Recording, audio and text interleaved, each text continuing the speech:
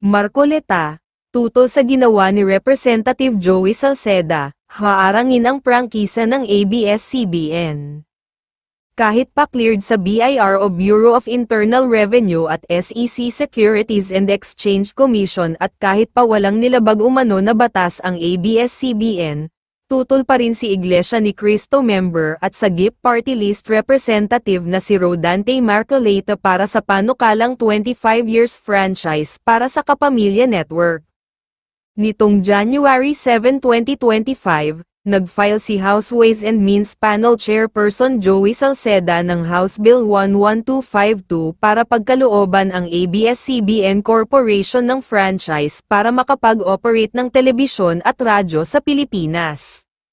Inihayag ng umuupong kinatawan ng Sagip Party List at Senatorial Candidate Rodante Marcoleta na handa niyang putulin ang ugnayan at pakikipagkaibigan kay Albay Representative Joey Salceda, kasunod ng kanyang paghain ng panukalang batas para bigyan ng panibagong prangkisa ang media giant na ABS-CBN.